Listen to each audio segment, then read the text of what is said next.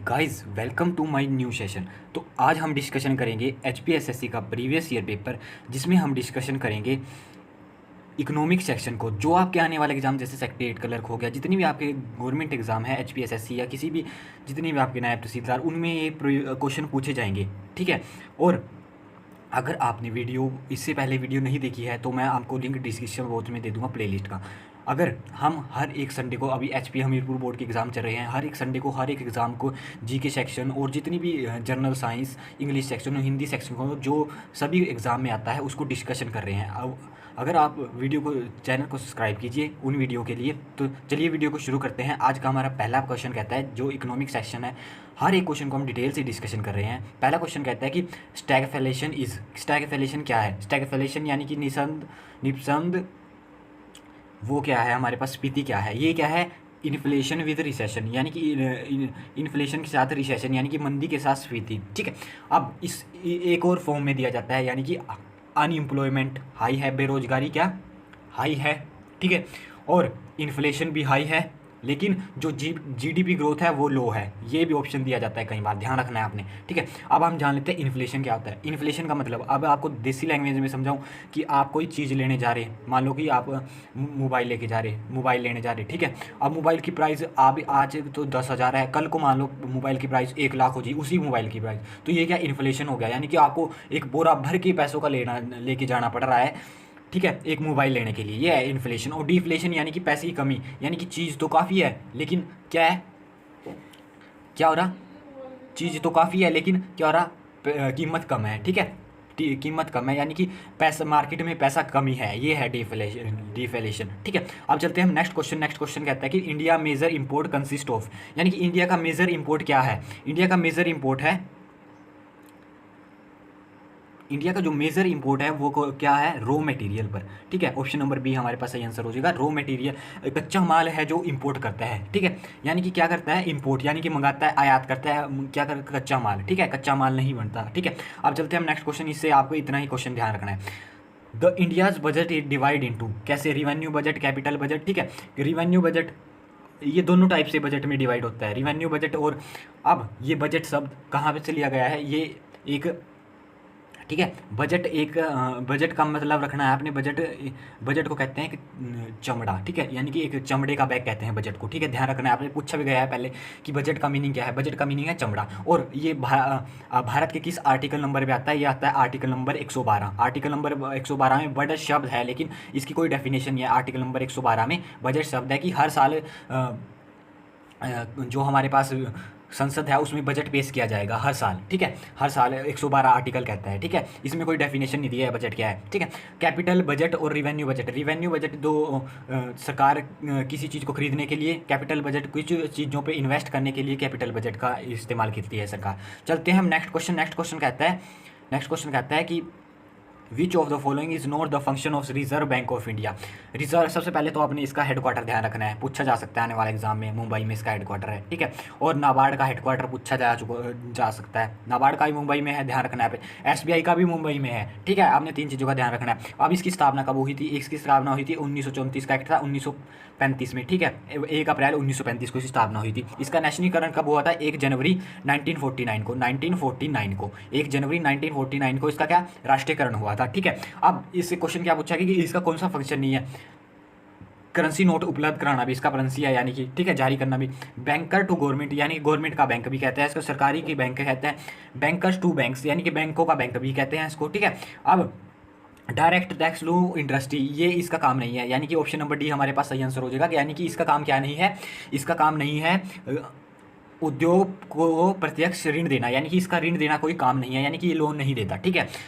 ठीक है, ये सिर्फ ओनली बैंकों को लोन देता है, इंडस्ट्रीज को लोन नहीं देता। नेक्स्ट करते हैं, इंडस्ट्री को कौन लोन देते हैं। ठीक है, इंडस्ट्री को बैंक लोन देते हैं। ठीक है, जो कमर्शियल बैंक होते हैं जैसे एसबीआई हो गया, पीएनबी हो गया। ठीक है, आपने ध्यान रखना है।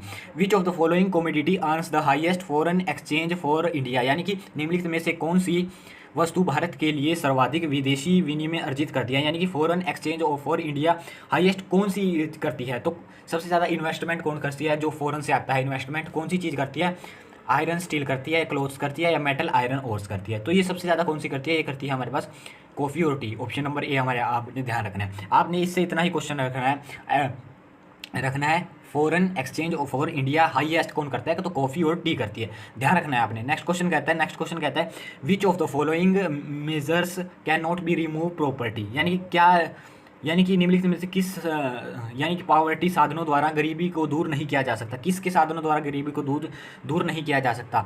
ठीक है, गवर्नमेंट सब्सिडी प्रदान करे तब नहीं किया जा सकता, पॉपुलेशन कंट्रोल के माध्यम से, इंक्रीज इन प्रोडक्शन या इक्वलिटी डिस्टर्बेंस। तो ये किसके द्वारा नहीं किया जा सकता? ये अगर गवर्नमेंट सब्सिडी देगी तो उससे क्या होगा? अगर गवर्नमेंट, जैसे श्रीलंका में हाल हुए थे, लोगों ने क्या घर में रहना स्टार्ट कर दिया, पैसे की कोई अर्निंग नहीं हुई और सरकार ने क्या उसको सब्सिडी, गवर्नमेंट ने क्या सब्सिडी देनी शुरू कर दी, जिस कारण उसमें क्या वहाँ पे आपातकाल लगाने की सुविधा वो आ गई। ठीक है, वहाँ के जो पीएम हैं वो सभी देश छोड़कर चले गए अगर गवर्नमेंट ज़्यादा सब्सिडी देती है। ठीक है, ये भी हमारे लिए एक, क्योंकि लोग काम करना तब बंद कर देते हैं, इस कारण जो हमारे पास गरीबी आ जाती है थोड़े टाइम के बाद। ठीक है, कुछ समय तो स्मूथ लगता है लेकिन थोड़े टाइम के बाद गरीबी आ जाती है। अब आप चलते हैं नेक्स्ट क्वेश्चन पे। नेक्स्ट कहता है कि when was the employees provided fund act enacted. ठीक है, यानी कि कर्मचारी भविष्य निधि अधिनियम कब लागू किया गया, कब हुआ, कब आया, अधिनियम कब आया? ठीक है, ये आया हमारे पास 1952 में। ऑप्शन नंबर बी हमारे पास सही आंसर हो जाएगा 1952 में। ये कैसी बॉडी है? एक स्टेटरी बॉडी।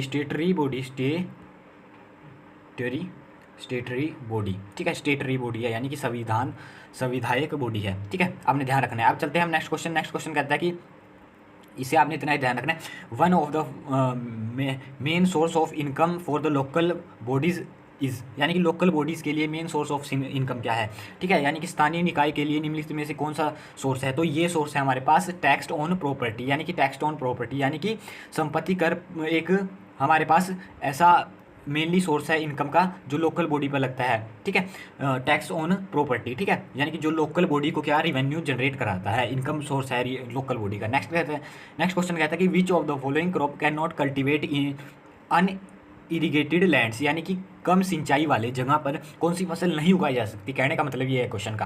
तो ये कौन सी फसल नहीं उगाई जा सकती? गेहूँ उगाई जा सकती है, बिल्कुल उगाई जा सकती है, बाजरा भी उगाया जा सकता है और मूंगफली भी उगाई जाती है, क्योंकि मूंगफली ज़्यादातर ये रेगिस्तान वाले राजस्थान, हरियाणा ऐसे एरियो में जहाँ वर्षा कम होती है वहाँ पर उगाई जाती है। लेकिन जो शुगर केन है इसको लिए पर्याप्त मात्रा में वो चाहिए और यूपी सबसे ज़्यादा शुगर केन प्रोड्यूस करता है। तो ऑप्शन नंबर बी हमारे पास सही आंसर हो जाएगा। क्यों करता है? क्योंकि वहाँ पर गंगा, यमुना, बहुत सी नदियों का संगम है यूपी में। ठीक है, इस कारण वहाँ पर पानी की कमी, इरीगेशन फुल मात्रा में होता है। ठीक है, शुगर केन। और आपने ध्यान रखना है इसमें से रवि फसल कौन सी है? रवि फसल इसमें से है वीट। ठीक है, ओनली वीट एक रवि फसल है। खरीफ फसल कौन सी है? ये तीनों खरीफ फसल है, ध्यान रखना है आपने। मूंगफली भी, ये तीनों खरीफ फसल है आपके पास। ये भी क्वेश्चन पूछा जाता है और ये इकोनॉमिकल का पार्ट, ये या साइंस का भी पार्ट है कि खरीफ और रवि फसल में डिफरेंस क्या है। ठीक है, और इसमें चना भी आ जाता है आपके पास। ठीक है, ध्यान रखना है आपने। नेक्स्ट क्वेश्चन कहता है विच of the following is the main function of unit trust of India. Unit trust of India यानी कि UTI का जो हमारे पास मेन फंक्शन है वो क्या है? वो है हमारे पास या मोबिलाइज स्मॉल सेविंग, ठीक है, गिविंग लोन्स, या इम्पोजिंग टैक्स लगाना, या फिर collective tax on agriculture land का, एग्रीकल्चर लैंड से कलेक्ट टैक्स करना। तो ये क्या है? Mobilise small saving.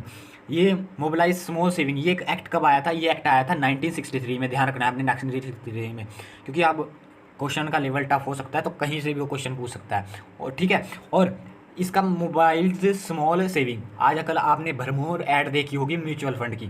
ठीक है, म्यूचुअल फंड की ऐड देखी होगी, उससे रिलेटेड है। म्यूचुअल फंड सेविंग है जो उससे रिलेटेड है। और इसका मुख्यालय कहाँ पे है? मुंबई में इसका मुख्यालय है। ठीक है, हेडक्वार्टर कहाँ पे है? मुंबई में। UIT का यूनिट ट्रस्ट ऑफ इंडिया, और म्यूचुअल फंड इसी के अंडर आता है, यूनिट ट्रस्ट ऑफ इंडिया के अंडर। ठीक है, ये क्या करती है? मोबिलाइज स्मॉल सेविंग, यानी कि सेविंग, म्यूचुअल फंड का काम ये ही है कि सेविंग करवाना किसी चीज़ को। तो ये करें हमने HPSSC के प्रीवियस ईयर क्वेश्चन, जो कि आपके आने वाले जितने भी एग्जाम हैं उनके लिए बहुत इंपॉर्टेंट है। अगर आपको वीडियो इन्फॉर्मेटिव लगे ना तो आपने वीडियो को लाइक करना है, चैनल को सब्सक्राइब करना है। ऐसे ही मिलते रहेंगे नेक्स्ट वीडियो में। ठीक है।